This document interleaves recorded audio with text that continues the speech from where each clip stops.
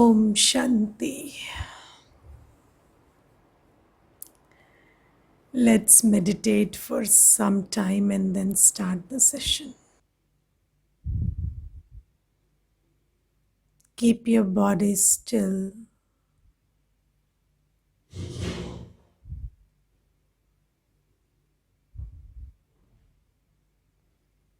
Loosen up a bit.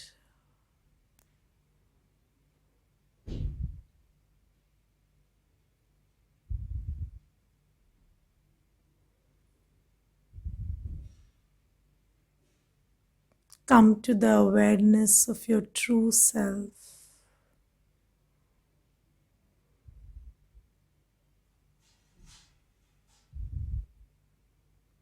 Connect with the truth of who you are.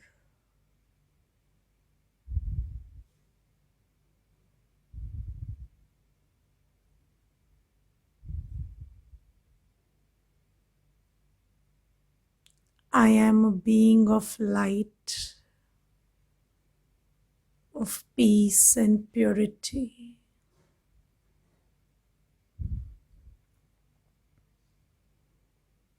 I do not belong to this world of matter.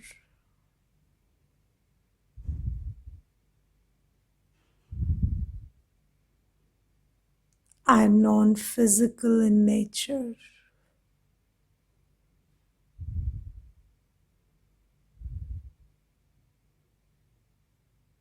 I am a guest in this place.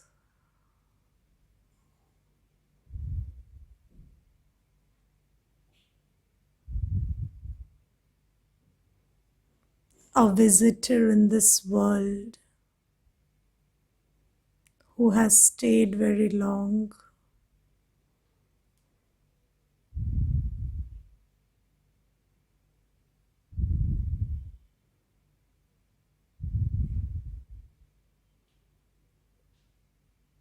These five elements are not part of me. I am beyond these. I am made up of very subtle, pure divine light.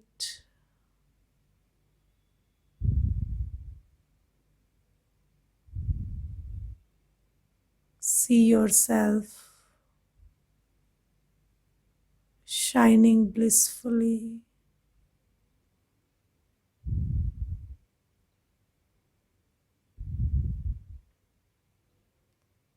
You are this conscient being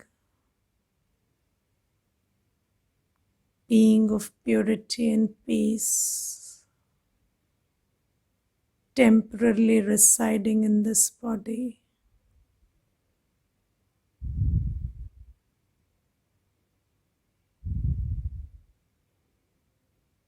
I am very light,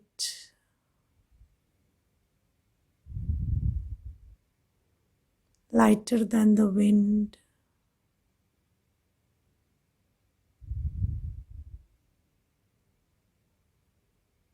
Very sweet, sweeter than the sweetest thing I've ever experienced.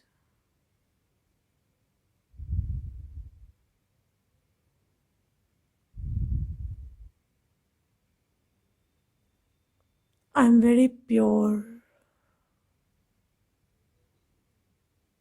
My vibration is more relaxing than the best perfume I've ever smelled.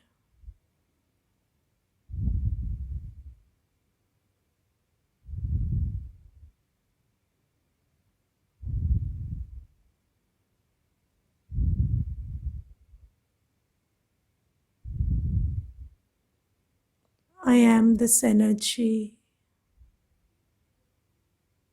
this pure, sweet,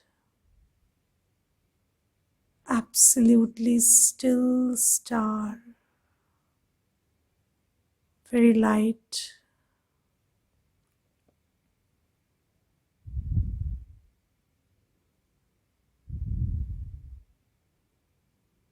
Just feel the energy that defines you, that is you.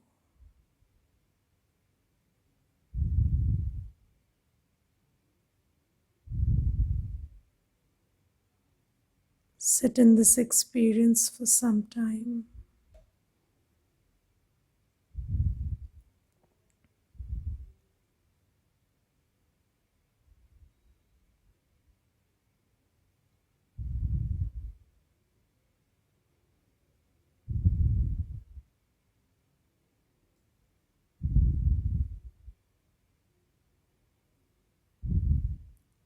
Om Shanti.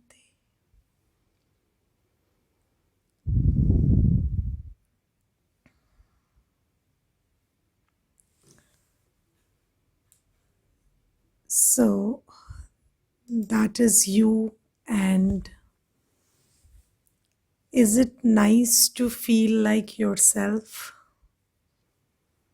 Okay, so you don't need to go outside to look for these feelings that you've always been looking for. This is you. This is how you feel like being yourself.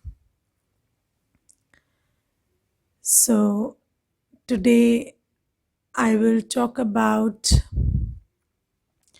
our home, or God's address, and which is also your address and my address.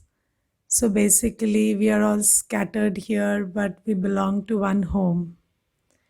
So we will get introduced to that home today. Now, before that, I would like you to think about something. So, ever since you can recall, and from whatever memory you carry, can you think of any moment where you have experienced total external silence or peace, absolute silence or absolute peace externally? Can you recall of that?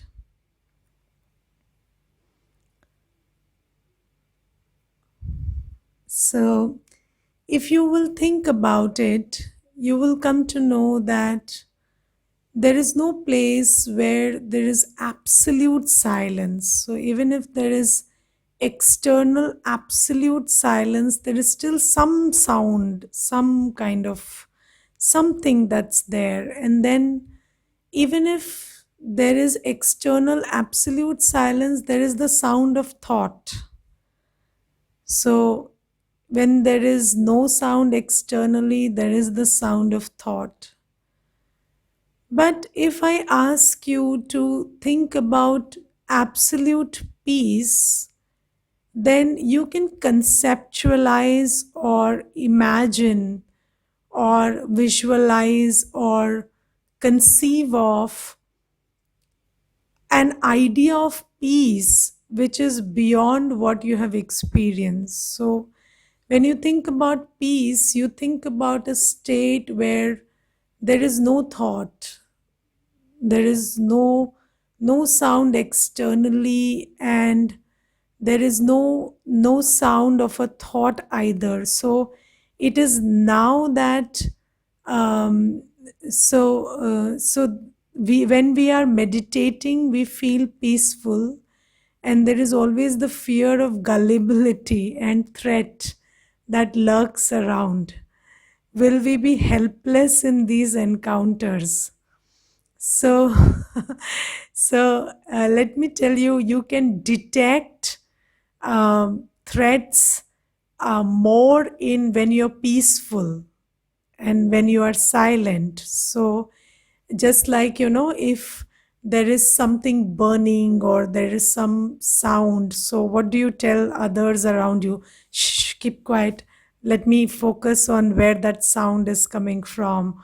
Or let me just, you just keep quiet and let me just get a sense of where that smell is coming from, or let me go and look into it.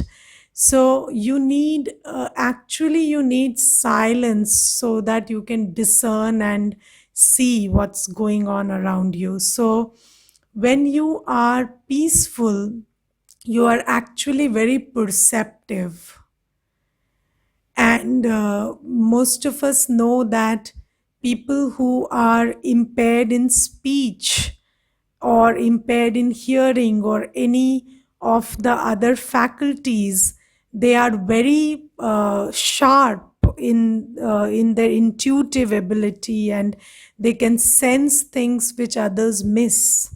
So when you are detached from the senses, then you are more sensitive, not less.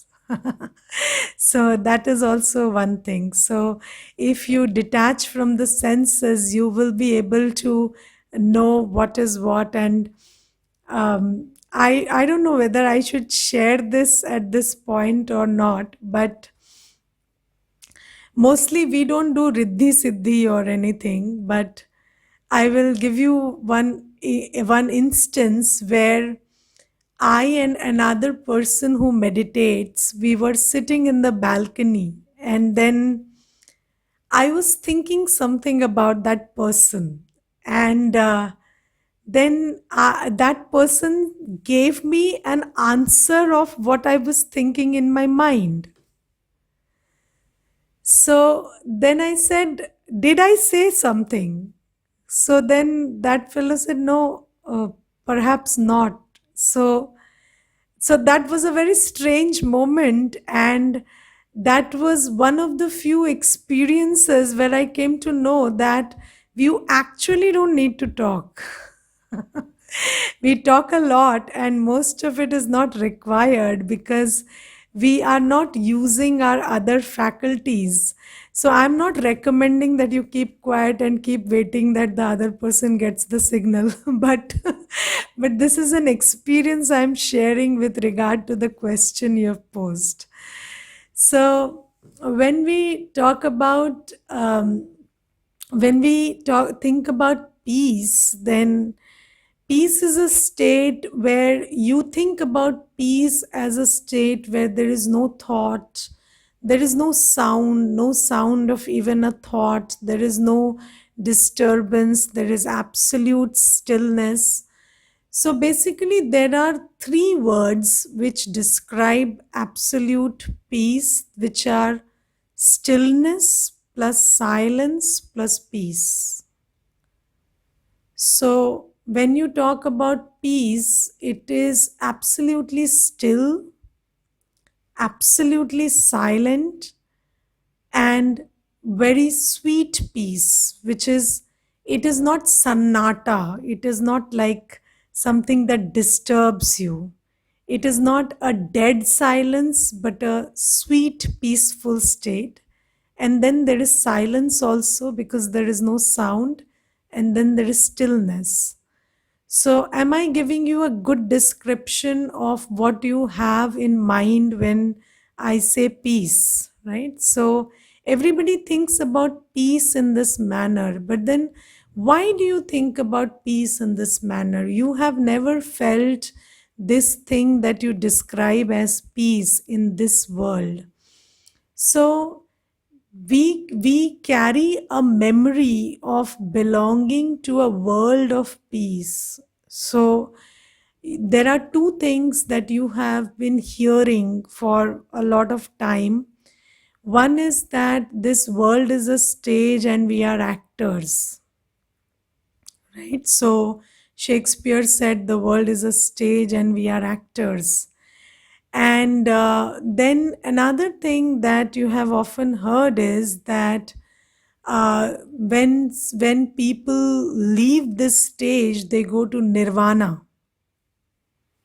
Okay, so nirvana, or they you say mukti dham or shanti dham or param dham or parlok or brahmalok.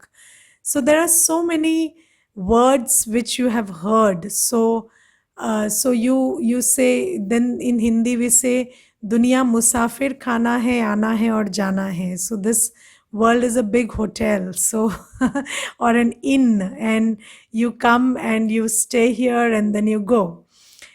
So where is home? So if this world is a stage, it is an inn, it is a musafir khana, then where is home?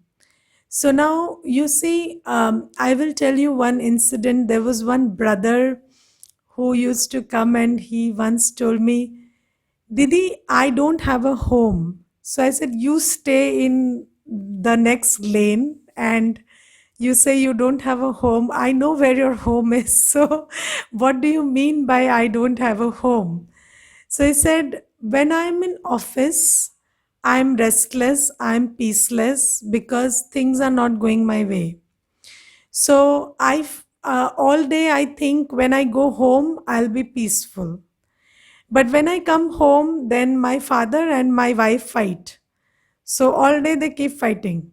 And then there is the sound of television, there is the sound of the phone, there is the sound of children, and then I can't sleep or I am not at rest at home also. While I sleep, I get dreams, and those dreams are very unsettling. So I don't know if you associate peace with a home, then I don't have a home, Didi. I feel very homeless.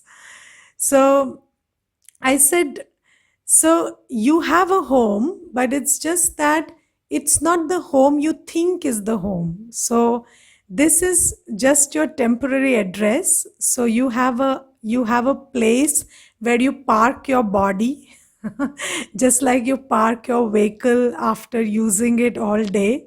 So you have to park your body on one corner of the garage called your house, so that it rests at night. But then if you want to be peaceful, you have to park yourself somewhere else, and you need to know about your home. So yes, you're right, we are all homeless, and in the sense that we don't know our home as it is right now, but then we have a home.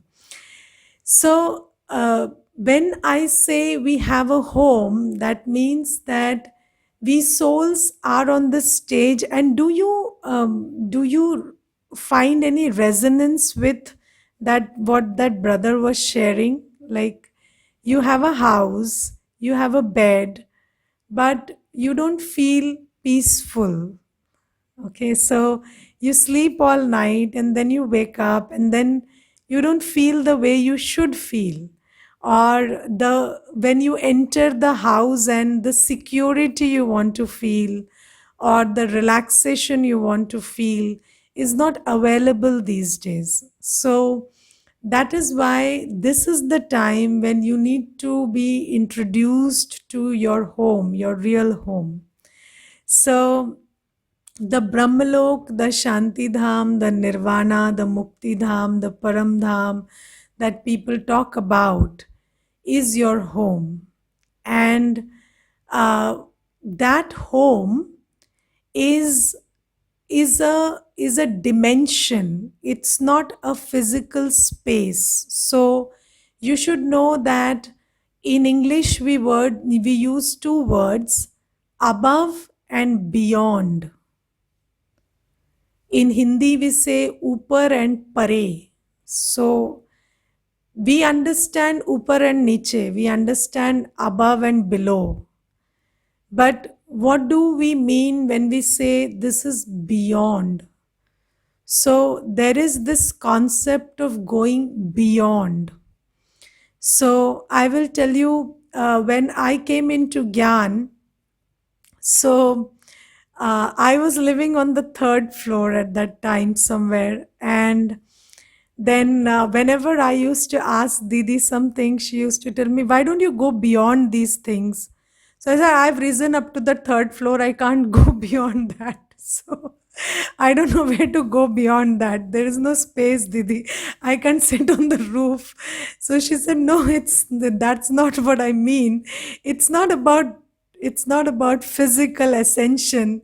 It is about taking your mind off these things. So I said, all right, I take my mind off all of this. And where do I make it sit? So you need to give me a place where it rests so I can take it off here, but then where do I park it? So she said, you're asking the right questions, and probably you should do the course, and I then you will get the answers. So this is what, when we say go beyond, so sometimes, people will use expressions like, why don't you rise above these things? Or why don't you just go beyond? So this going beyond is what I mean by the soul world, or the param dham, or the shanti dham, or the nirvana, or the mukti dham. And that beyond cannot be reached by traveling on a rocket or an aeroplane. That beyond is beyond your present consciousness. So, when you transcend your consciousness, when you lift yourself up from what is engaging you right now and try to connect with something that is not the here and now, so that is going beyond.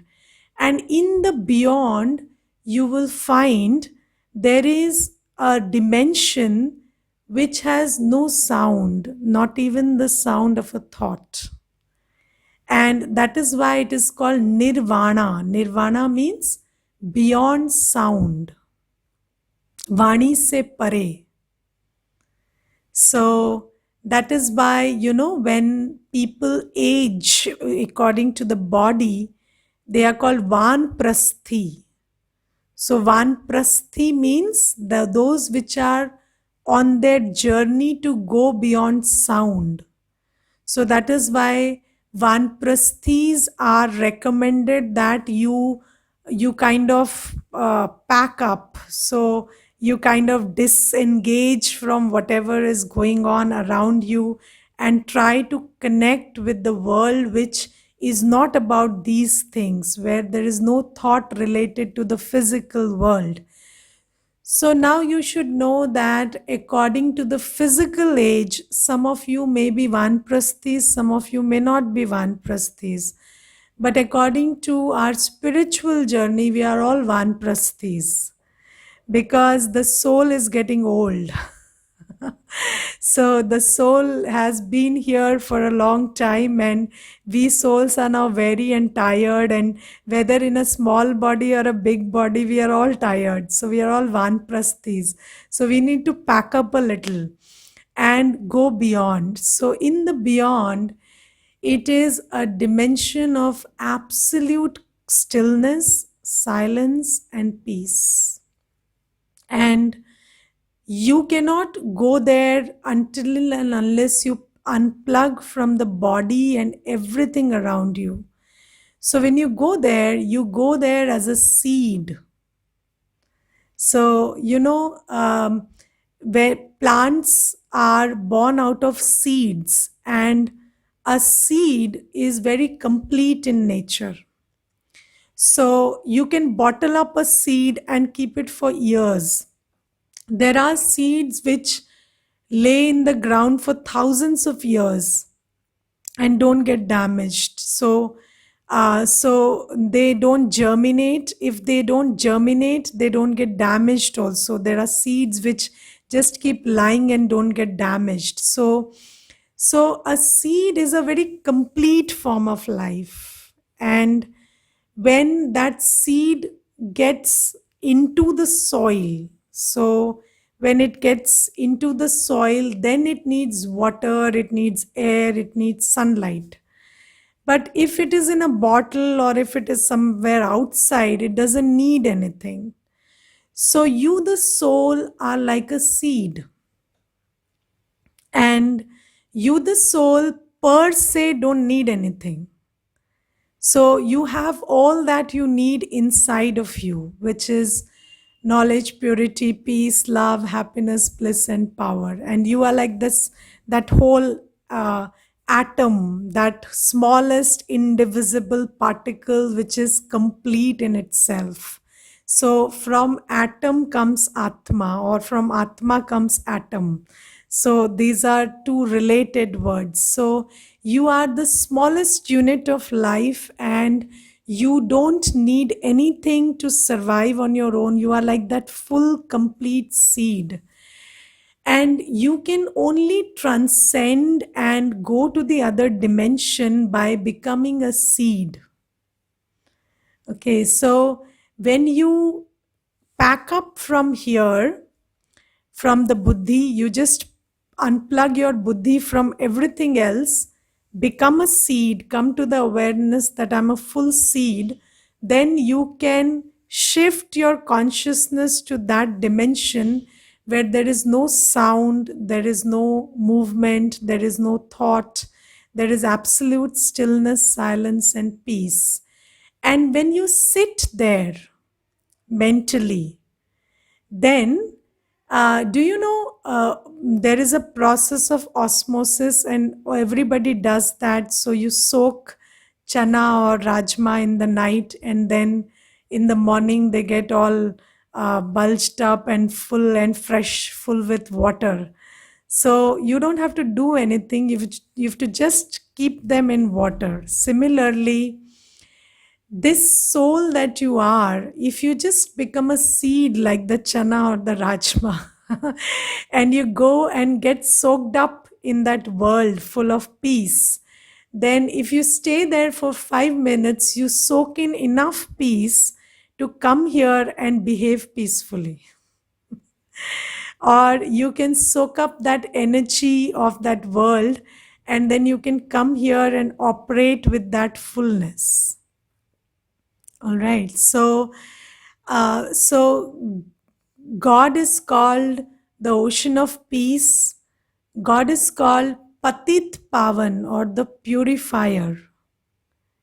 So God resides in that region of light, in that region of peace. And when you go there, then just like if you soak a rusted piece of iron in kerosene, then all its stain just comes off and it is rubbed clean. Although you don't have to do anything, the kerosene just takes away all the rust, and then the iron becomes clean.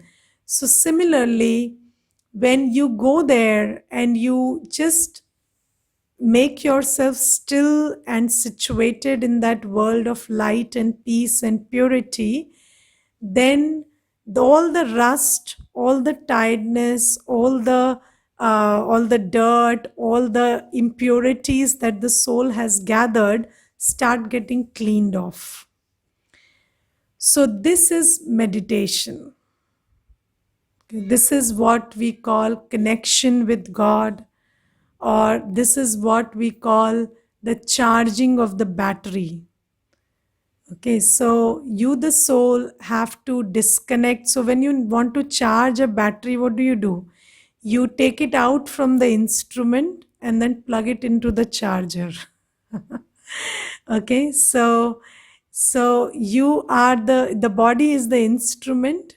You detach your awareness from the body, become the seed that you are, and travel to that world in your consciousness, and then just sit there until you get charged enough by the rays of light and might and purity and peace emerging from God in that world. Okay, now how do you travel to that world? So you are all great travelers. You travel to your past. How do you do that? How do you travel to your past? Hmm?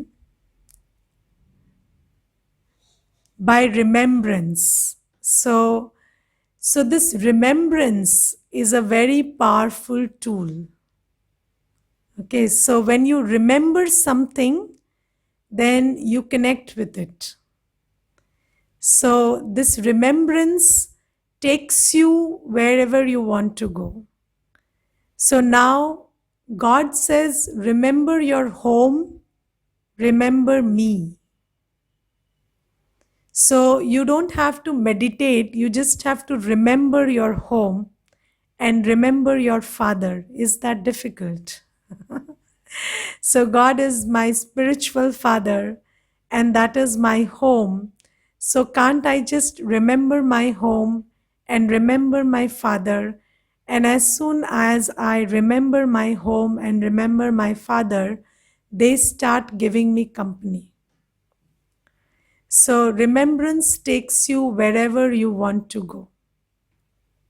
Okay, so, and many people say that, um, isn't this imagination?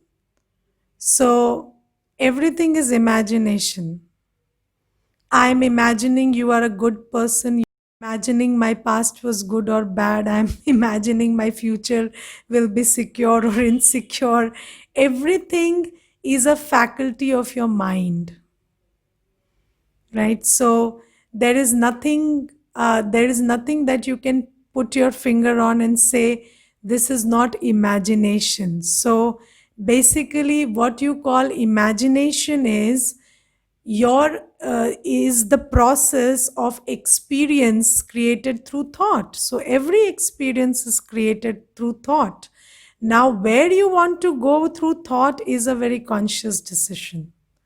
So you want to go into your past and be miserable, that is also imagination. You want to go into the future and be miserable, that is also imagination. So why not go home and to your father? So everything that you experience is through the mind. There is no other way to experience anything on earth, and there is nothing like reality. So you must have come across that picture of 6 and 9. So two people standing in opposite directions, and one says it is 6 and another says it is 9. So there is no reality which is objective. And I can tell you, in this very class, if I ask each one of you to give a brief of what you heard today, it will look like there are 40 different classes we are talking about. So we are not experiencing anything objectively. There is a subjectivity, there is a perception, there is a faculty of attention involved in everything that you are perceiving. So the only thing that we are doing is we are perceiving it in a manner that looks and feels miserable. And when that feels miserable, it feels practical to us. And when it feels peaceful, it feels very scary to us because we are scared to go into the dimension of peace. We are not scared to go into the dimension of misery. We are scared to go into the dimension of peace because that is an area which we have not been to very long.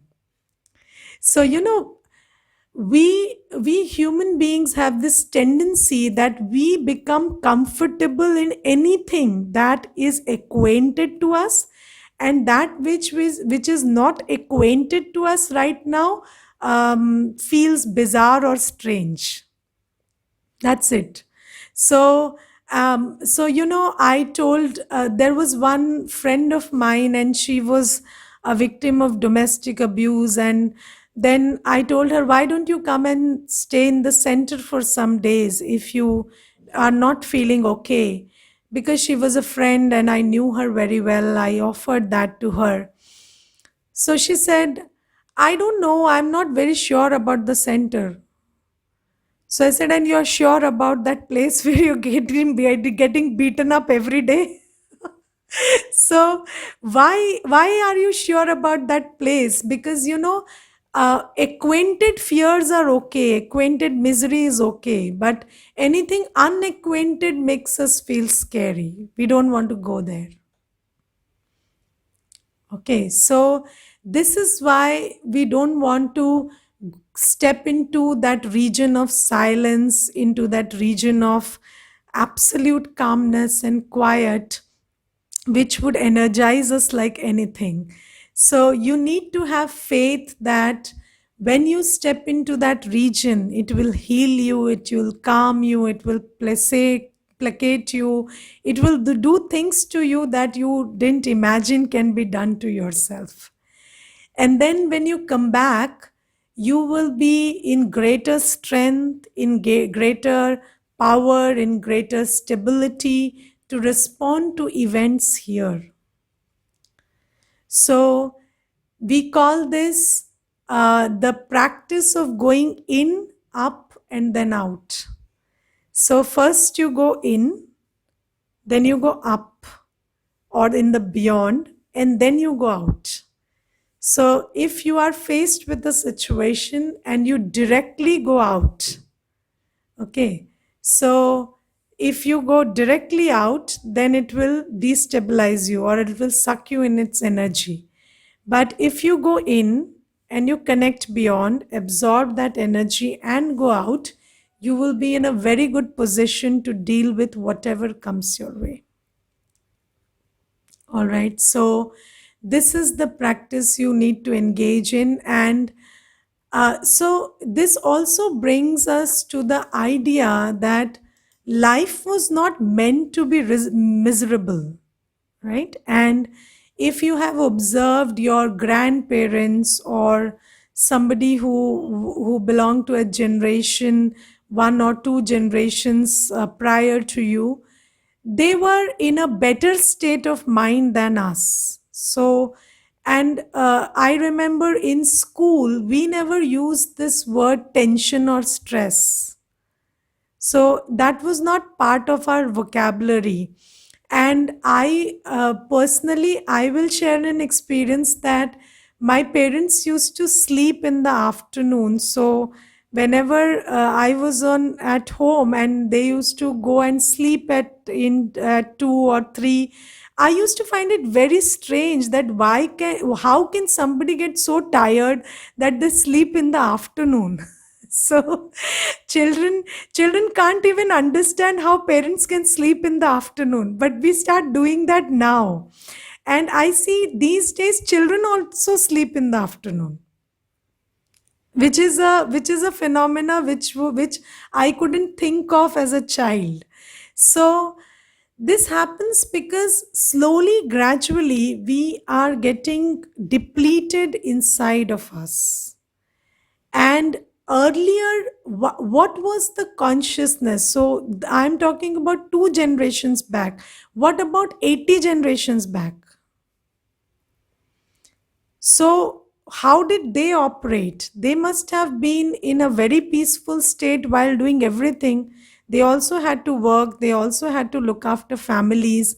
So, what was the consciousness that they had which made them stay so light while doing everything? So, this was the consciousness that I'm a traveler here and I don't belong here and I just have to do my work and stay light.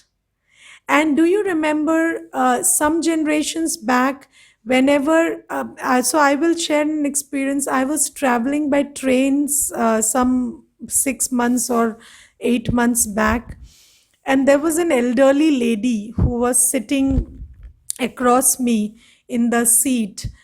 And then there was one boy who was coming and giving her some food or something. So I just asked her, is he your son? So she just instinctively replied, not my son, he is God's son. So भगवान का बच्चा है. तो I felt so strange that this is what we have to practice so much, that this is God's child, and this lady has it so naturally. And that is why people used to have so many children and they were not fretting about them, because they always felt this intuitive sense that these children belong to God and I'm only a caretaker. So, all these things that we are consciously training ourselves into were there in the culture some time back. So, this is why God needs to come and educate us and train us in a way to create that consciousness right now, which was very natural earlier. So, when you are naturally soul conscious, you know that I'm using this body, but this body is not mine, and I will use it and give it some rest and give it some food. Okay, now these days we live to eat. Earlier they ate to live. So these differences are coming up because of our excessive engagement or attachment with the external world. So this is why we need to consciously detach, because earlier this detachment was very natural and unconscious. But now that there is too much attachment, you have to consciously detach.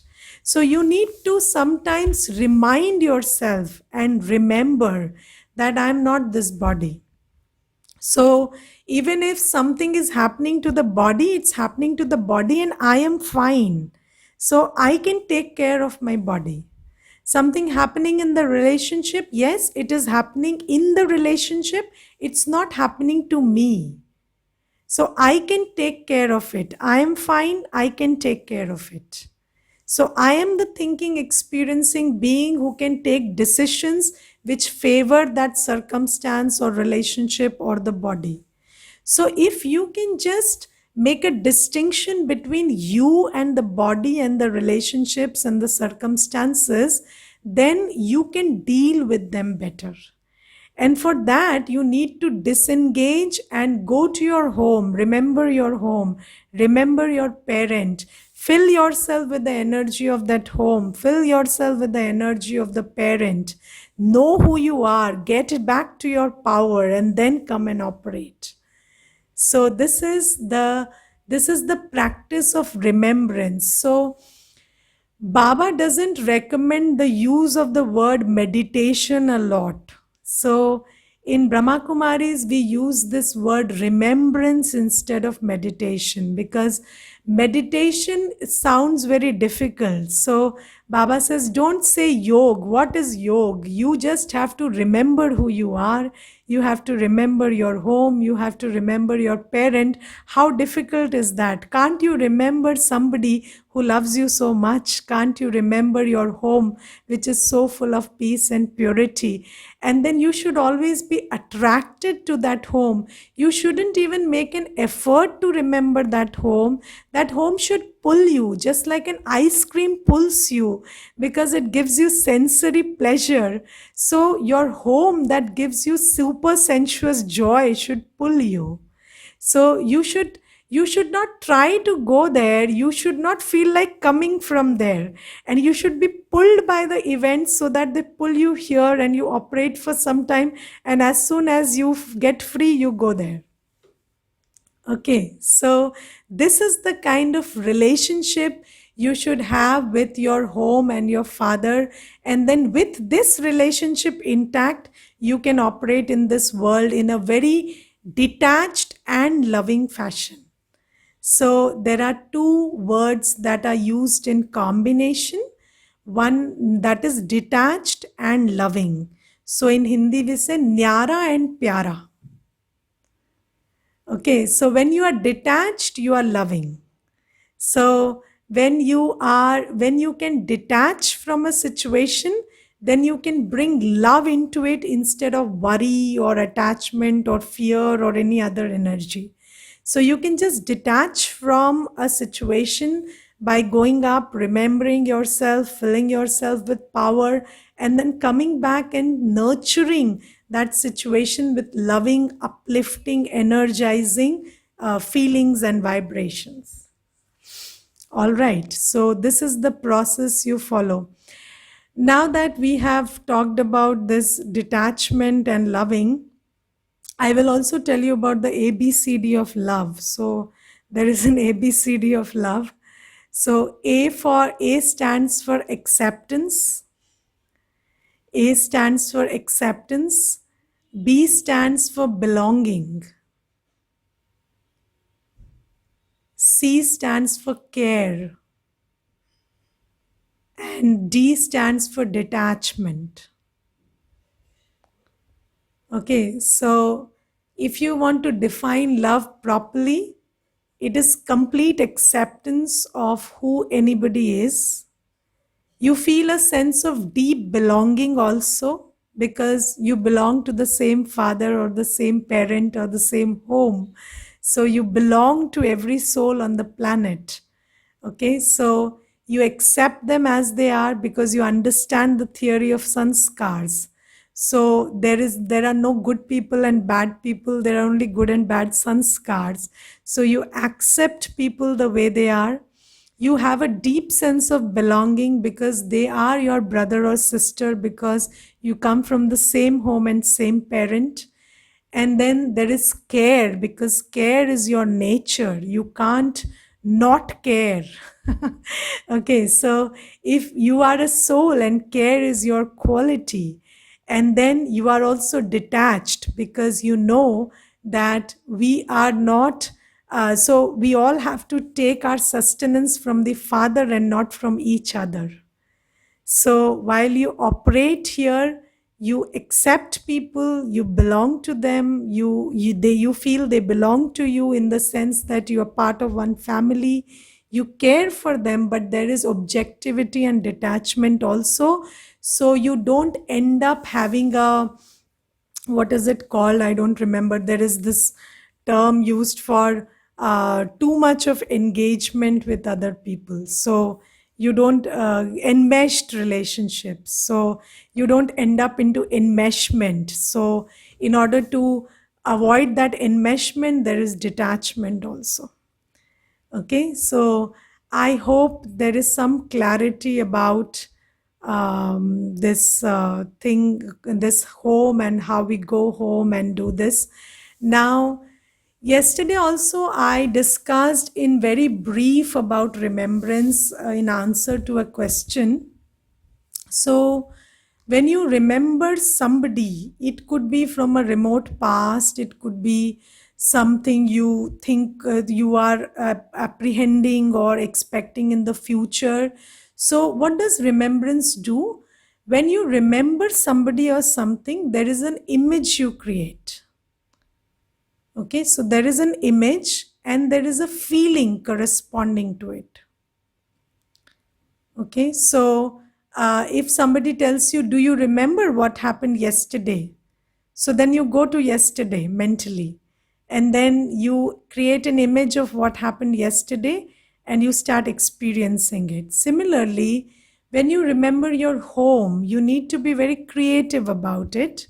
So you need to connect to a dimension which is absolutely still, silent, and peaceful, and it is like the sky. So, just like the sky is blue in color, this world that we are talking about, the Shanti Dham, Soul World, Param Dham, Nirvana, this is golden red in color. And how do you know it is golden red? Do you know that sannyasis meditated on the Brahma? They said, हम ब्रह्म से योग लगाते हैं. And then they always wore these golden red गेरुए कपड़े. Why? Because they sannyasis have a relationship with Gerua, because that is the color of nirvana. So when you take your buddhi to that dimension which is full of golden red light, and there is absolute stillness, silence, and peace, and you are like a star in that sky, absolutely still and soaking up the energy of your parent and that world. I will send you a video which will give you a good description and a visual of what I'm talking about. And this knowledge that I am sharing with you is given by God. So the one who stays in nirvana came and said this. So I will tell you how he said this, but this is not some knowledge which is derived from anywhere. It has been given by the source himself. So all these analogies that I'm giving, that okay, the sannyasis wore gerua and all. These are derivations from what God said. So we are trying to see where it corresponds to conventional wisdom, but actually this is not derived from all of that. So it has come from an extraterrestrial source. So I will tell you the source and all, but this is how God told about our home. So you need to have faith and then experiment and experience for yourself. Just like when you go on with a scientific experiment, what do? You develop a hypothesis, and that hypothesis, there is no guarantee about that whether that hypothesis is true or not, but you hypothesize, then you experiment, and then you experience. So similarly, this is the hypothesis that is being given to you. You have to take it as a supposition. You say, let's say all this is true, and then you have to experiment, and then you experience, and there is no other proof of anything other than experience. Okay, so if somebody tells me this person is a very good person, okay, and they show me his degrees and his qualifications, and they give me audio tapes and video tapes of how that person is, but I have had a bad experience with that person, do I agree he's a good person? No. So experience is the highest authority. So there is no other authority which is greater than experience. So only when you suppose and then you experiment and then you experience can you have authority over what is being told to you. But for that you will need to do all these steps. Okay. And there is no other way I can convince you about this. All right. So I will leave you with this. I told you yesterday that we'll do karma today, but I thought you should know your home as soon as possible, and then we'll go to karma, because until unless you have power, you can't do good karma, even if you know what good karma is. Okay, so we will try the meditation at the end. Let's look at the questions. All right, so, if we all the time have thoughts running in our mind, how do we achieve the state of peace? So, I don't agree that you can have thoughts running in your mind all the time, only when you want to. So, do you know when you go to sleep, then you there is a time you are getting thoughts or you're creating thoughts, and then you tell your mind, I don't care even if the all hell breaks loose and I want to sleep now, and then you stop your thoughts and you go to sleep. So if really we were not in the capacity to put an end to thoughts, we would never be able to sleep. It's just that we don't make that effort during the day. So if you really want to put a stop, you can. And this is proven when you go to sleep at night. So there comes a point when your mind is not ready to stop, and then you tell it, I don't care whatever happens, now I have to sleep. And then you put a stop to it. So you can do this as much and as often as you want during the day also. Okay, how does soul, which is light, grow old? So it gets worn out because it works. So I told you that there is a law that energy in motion depletes itself.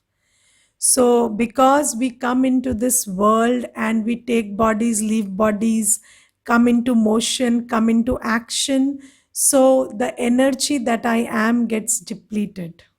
Okay.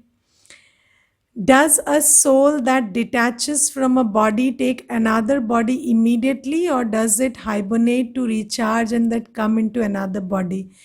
So there is no process of recharge, but uh, you can get a body immediately.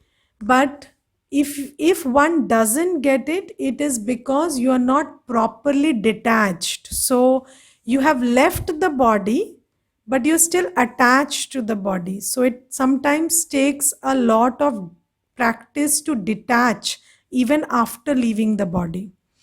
So there are some souls who suffer because they have left the body, but they are still attached to the old self.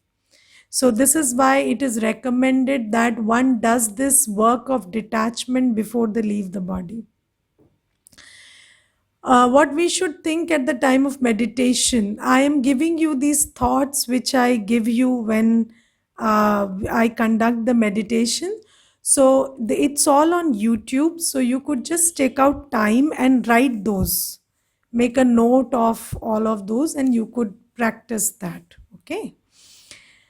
Um, you were planning to talk about karma. Will it be tomorrow? I don't know whether it will be tomorrow. I'm a very instinctive person. So I do what makes sense to me at that moment. So we will talk about karma, but I don't know whether it will be tomorrow or on Monday or when. Uh, isn't this akin to the fear of the unknown? Which one is? Probably I missed this question when it was posted. So, what do you think is similar to the fear of the unknown, Bhai? Uh, Anand Bhai, you can unmute and tell me.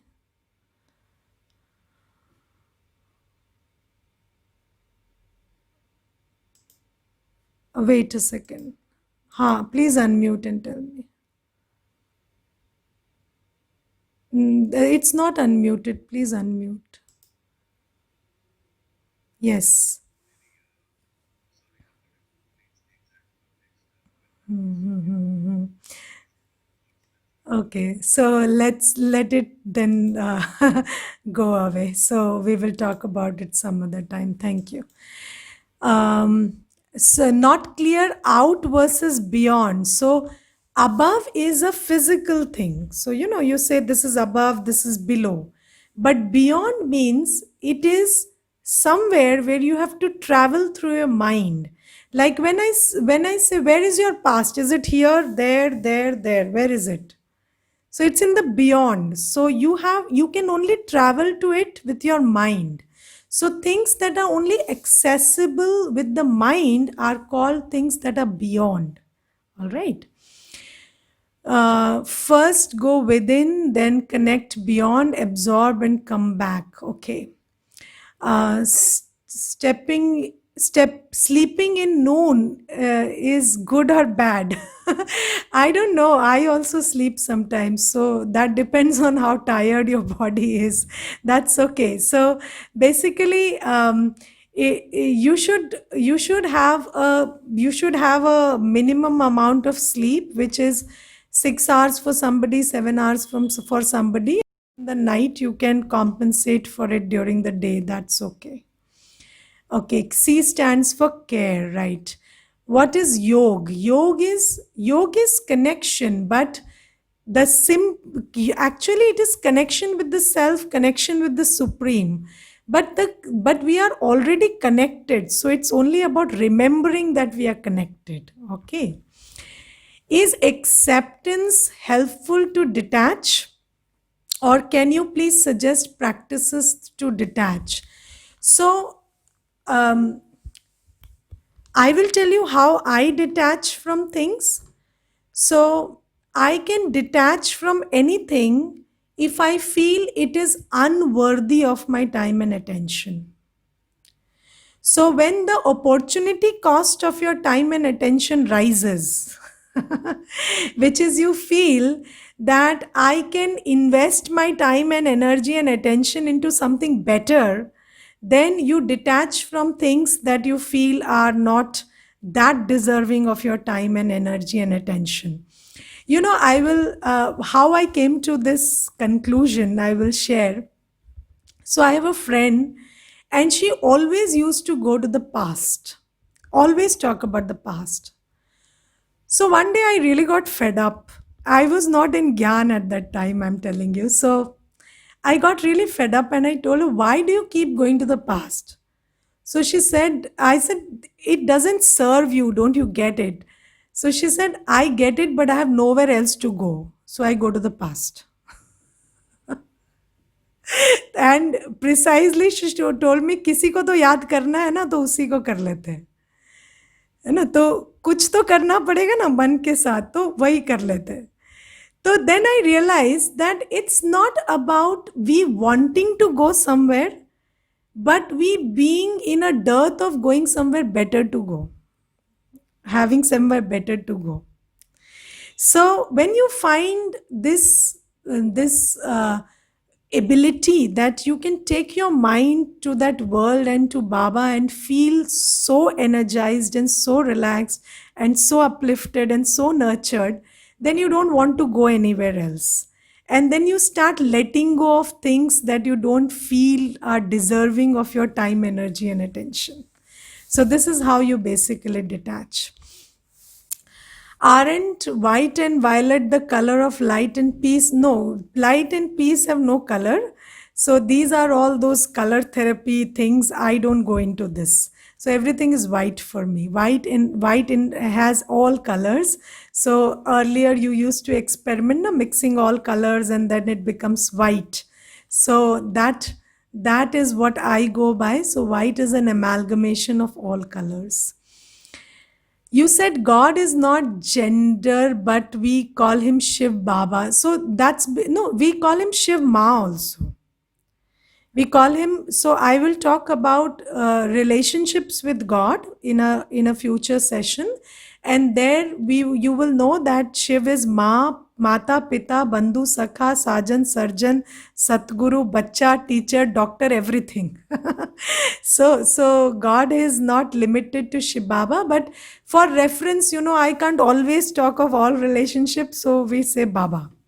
And Baba also, because Shiv Baba gives us a legacy, so he's giving us a property. So in normal life, father gives property, so Shiv Baba is giving you the property of peace and love and happiness, so that's why Baba. Okay. If energy of God, soul depletes, then is there a state of collapse of the soul or termination? No, because this is why before you collapse, God comes and recharges you. So people are on the verge of collapsing. So have you seen souls that are on the verge of collapsing? Those are the souls who are in the body but are acting like zombies. So they say, I can't think straight, I can't take care of my mind, I can't take care of my life. So that is the state of collapse where the soul loses complete power over its mind, intellect, and sanskar. So before that, God comes and teaches us how to recharge. So if people are still attached and not taking another body, then where does the soul go that time? It just goes, it is just around you. Around you, there are many souls right now. Okay, so so they are all around you. So only when you tune into them, they start talking to you or connecting with you. So you better stay above that. so so there are many souls around you always. Just like there are viruses and bacteria, there are souls also. So, do the soul remember previous birth? So there are techniques through which you can elicit that information. So there is past life regression and all. But then the thing is, you don't have to go to a past life regression expert to know what you did in the last birth, because your present state of mind and karma tell you what you did in the last birth. so so you are a product of what you did in the past. So if you look at yourself closely, you can know your whole life history. Okay, all the births added together is you right now. Thanks for sharing your personal practice to detach. That resonates. And I can use this for detaching from problems by thinking of them as unworthy of my time. And it's much more rewarding to connect to Him. Can you please suggest something for things or people I care about? Okay, so things or people you care about. So I will tell you, you can, the best expression of care right now is not to think about them. Because our minds are so disturbed that when we start thinking of caring about somebody, we start creating negative thoughts for them, which is thoughts of worry and fear and all of the other stuff. So if you don't think about them, you are caring a lot for them. So you can do a favor to them by not thinking about them, just doing what you can for them and not thinking much, because most of our thinking is fear and worry based, and it is not doing any good. It is rather self sabotaging in nature. Okay, so you can stop thinking, and that is an expression of care. We are God's children. Placing this in soul context, does this mean we soul are born out of the supreme energy? No, we are not born out of the supreme energy. We are God's children because God comes and rescues us in the end. Okay, so now that God is sustaining us with His knowledge, purity, power, that's why we are His children. Can a soul change its gender when? Yes, absolutely. Yes, you can take a female body or a male body. But okay, so about is it possible? Yes, but can you do it by choice? So let me come to that. So when you go to a mall, a shopping mall, you can buy anything you like. Anything that you like, can you buy it? So you can buy anything you like as long as you can afford it, right? Similarly, you have to afford whatever you get. And so a soul, when it leaves the body, it could become anything and anyone, but it is limited by its affordability based on its karma. Okay, so you can only become that which is affordable according to your karmic currency, which is available to you. Okay, so, and I will give you a very simple example of this. So there was this young girl who used to come to me and she told me, Didi, this boy in college proposed me and he is really good looking and really talented and he is doing well for himself and he belongs to an affluent family and everything. But then I turned down his proposal. So I said, why? So she said, I don't think I can match up to him and I don't feel confident enough to be his partner. So you, even if something is offered to you, you are limited by your affordability. Okay, so always, you might be in a very good place, but you will keep doubting yourself, and then you will not be able to gel with that or be harmonious with that environment. So this is why, in order to deserve good, be good, do good. Okay, so when you do good and be good, you deserve good. Okay, some children remember their previous birth. Yes, some children do, but that's again, that must be for a purpose, because normally you forget, so that is the design. But if somebody remembers, then probably it has got something to do with what is going to happen. So it's in the design for those children to remember. So by this, I mean that nothing in the world happens by accident, it happens by design. So if somebody forgets, it is by design, somebody remembers, it is by design. So there is a purpose why they remember, all right? So I will not conduct the meditation on the soul world right now because it will be a lengthy one. So tomorrow when we join, first thing we will meditate on that. Right now we'll only finish with a short meditation, all right? Chalo.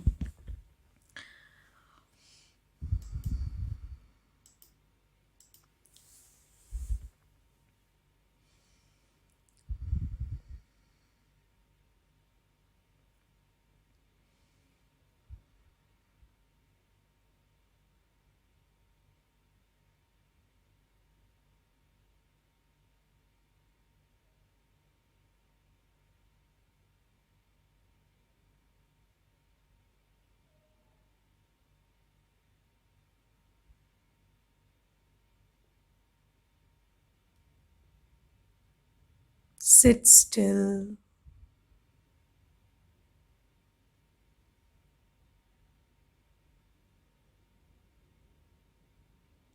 Detach from your mind, which might be full of questions and reflections.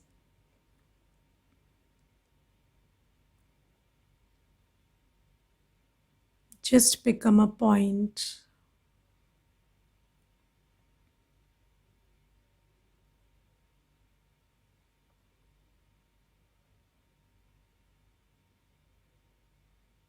Put a full stop for a few seconds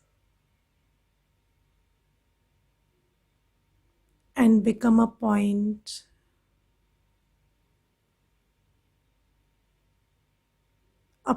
that is absolutely still, at rest.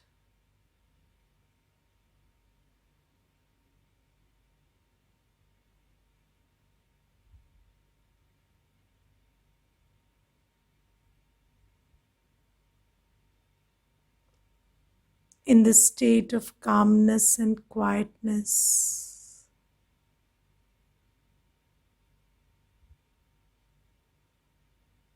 I unlock my treasure of intuitive thinking.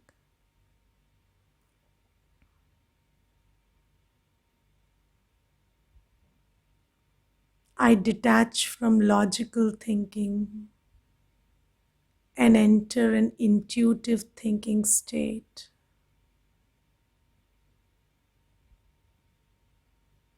where I recognize my state of peace. I recognize that Shiv Baba is my father. I know I'm not a resident of this world. I'm a traveler. I belong to that world of light.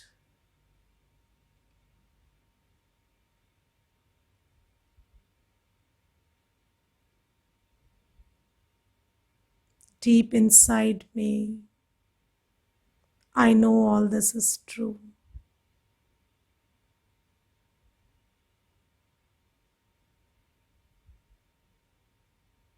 Sit in this feeling for some time.